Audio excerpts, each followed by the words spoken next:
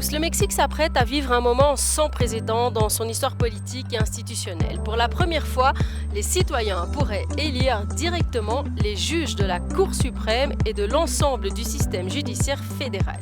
Alors présentée comme une avancée démocratique par le président sortant, que l'on appelle ici AMLO, cette réforme inquiète profondément magistrats, juristes et défenseurs de la démocratie. Le vote est prévu la semaine prochaine pour les premiers postes et en 2027 pour un renouvellement complet, et elle fera du Mexique le seul pays d'Amérique latine à élire l'ensemble de ses juges par suffrage universel. Alors comme d'habitude, nous nous concentrons sur des vidéos courtes de 3 ou 4 minutes afin que vous puissiez chez vous vous faire une idée de cette mesure en termes notamment de démocratie. Alors le 5 février 2024, AMLO présente cette réforme parmi une série de changements constitutionnels majeurs.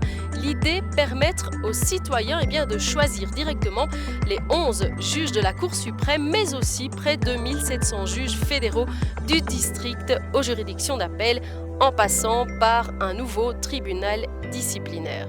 Une initiative radicale unique dans la région. En Amérique latine, les juges sont généralement nommés par des institutions indépendantes ou validés par les parlements, une manière bien sûr de préserver l'équilibre entre les pouvoirs. Alors même aux États-Unis, seuls certains États comme le Texas ou le Wisconsin pratiquent ce type d'élection, et ce modèle est largement critiqué pour avoir justement politisé la justice. Au Mexique, ce serait une révolution du système judiciaire.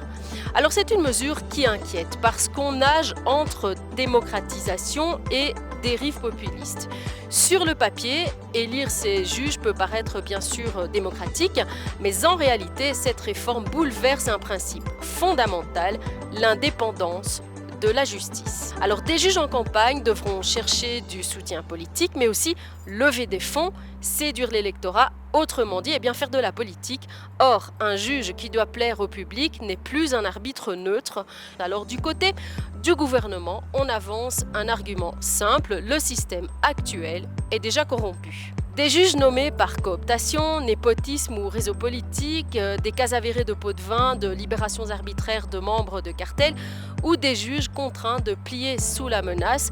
Entre 2024 et 2025, plus de 100 criminels présumés ont été libérés dans des conditions suspectes. Enfin, on dénonce une élite politique et économique qui aurait mis la justice à son service. C'est ce système fermé que Morena, au pouvoir aujourd'hui, veut ouvrir au peuple.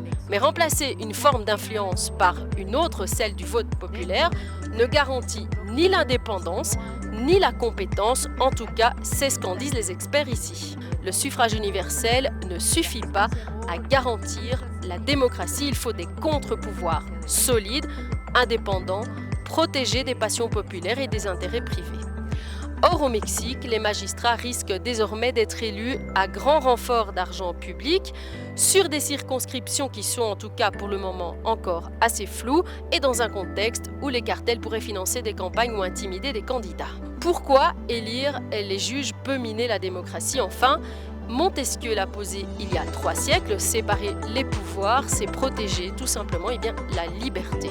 La justice n'est pas un concours de popularité, un juge doit parfois dire non au peuple, l'élection l'en empêche. Moralité, est-ce que ce vote est une fausse bonne idée? Ça a l'air d'un pari risqué, en tout cas la vraie réforme ne consistait peut-être pas à élire des juges, mais à garantir leur indépendance, leur intégrité et leur protection, ce qui demande des institutions fortes et peut-être pas des bulletins de vote. Et on vous laisse sur cette analyse afin que vous puissiez y réfléchir en votre nom.